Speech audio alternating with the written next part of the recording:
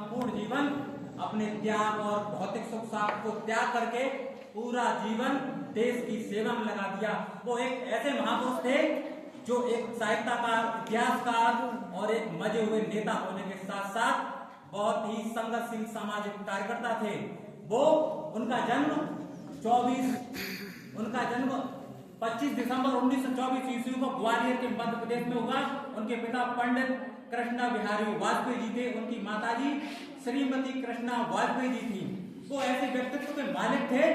उनका व्यक्तित्व एक प्रकार से मानव सूर्य की तरह था कि वो खुद भी चमकता है और दूसरों को भी चमकाता है। वो पक्ष विपक्ष में रहते हुए भी उन्होंने खुद भी कार्यशैली की वजह से चमके और पक्ष को भी चमकाया, विपक्ष को भी चमकाया।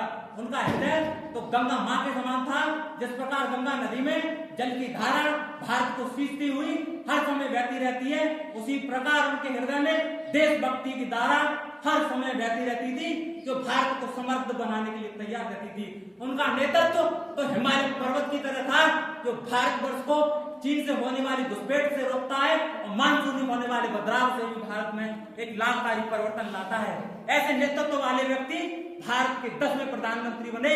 वो प्रधानमंत्री सबसे पहले बलरामपुर 1957 ईस्वी से चुन करके लोकसभा में पहुंचे। वो इसी क्रम में 10 बार लोकसभा के सांसद बने और 2 बार राज्यसभा के सांसद बने। सबसे पहले 16 मई 1996 ईस्वी को 13 दिन के प्रधानमंत्री बनने के बावजूद 1 जून 1996 ईस्वी को उन्हें इस्तीफा देना पड़ा अल्पमत की वजह से।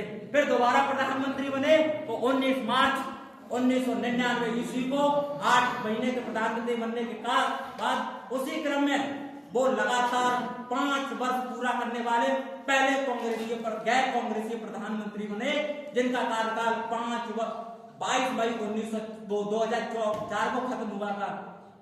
उनके कार्यकाल में उन्होंने सबसे पहले देखा कि देश का खाद्यान्न चूहे खा रहे हैं, तो उन्होंने सोचा इस खाद्यान्न को मैं क्यों चूहों का निवाला बनने दूं।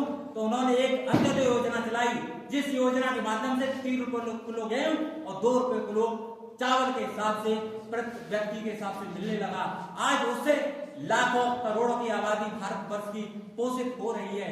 उन्होंने बिखरे हुए भारत को देखते हुए एक स्वर्णिम चतुर्भुज योजना चलाई, जिसके माध्यम से दिल्ली, कोलकाता, चेन्नई और मुंबई को जोड़ा गया और उसकी वजह से भारत सिमटा हुआ एक समृद्ध भारत दिखने लगा। उन्होंने सरादे हिंद मतलब बस सेवा चलाई, जो सबसे पहले यात्री बनकर के नवाज शरीफ के पास पहुंचे। फिर उन्होंने ये दोस्ती उन्हें पची नहीं। वहां से होने वाले घुसपैठ के आतंकवादियों ने कारगिल युद्ध किया। कारगिल युद्ध में भी उन्होंने कम जान मान की हानि होते हुए भी समुचित तरीके से वो कारगिल युद्ध को संपन्न किया और शांत कराया। एक उन्होंने योजना चलाई